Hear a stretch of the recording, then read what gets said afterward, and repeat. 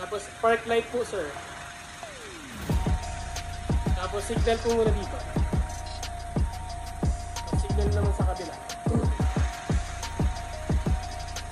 Tapos patay po ng park light. Tapos hazard po. Tapos patay po ng hazard. Patay rin po. Tapos patay ng park light.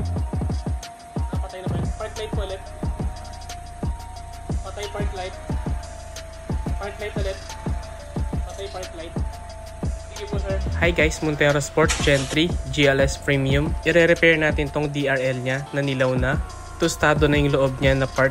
Isasabay na rin natin yung pag-upgrade ng projector headlights, pati ng kanyang fog lights. Lux test tayo at 8 meters. Umabot naman siya ng 500 lux pero sabi ng client natin, nakukulangan daw siya. Lalo pag ginagamit nila to sa NLEX, medyo nakukulangan sa liwanag ng headlights. Ito nga pala yung part na natusta sa kanyang DRL. For comparison sa headlights, nilabas ko muna yung S3 projector, yan yung nasa baba, at yung ating S40 yung nasa ibabaw. Mas madiin yung hotspot ng ating S40 at mas intense din yung gilid-gilid na ilaw. Naka TIR or Total Internal Reflection kasi yung ating S40, kaya napakalakas yung kanyang hotspot or yung ilaw dun sa may bandang gitnang part. Medyo matagal nga pala gawin itong GLS Premium kasi nagka-cut pa tayo dyan sa bezel. Nagtitrim din tayo sa mismong bracket ng projector sa loob ng headlight at nagdadagdag pa tayo dyan ng shroud na maliit para hindi naman kitang-kita yung loob ng projectors. Naglagay na tayo dyan ng vent upgrade. Nakalatag na rin yung wiring harness natin dyan. Yung sealant nga pala ng headlight, nagdadagdag din tayo. Ready nang isalpak yung ating headlights. Peanut butter muna tayo para swabing-swabe pagpasok na ating mga tornilyo. Pampataas din ang singil yan.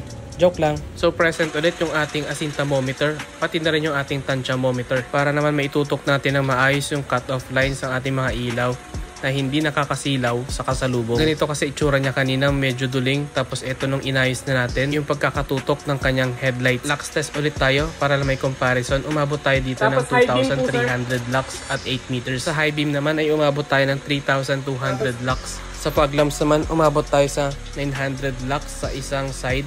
At pagka nag-combine yung dalawang yan, umabot ng 1,100 lux. Medyo busy nga pala schedule natin ngayong September. Ang available slots na lang ay September 24 onward. Kung interested sila magpagawa, i-message lang ako sa Facebook.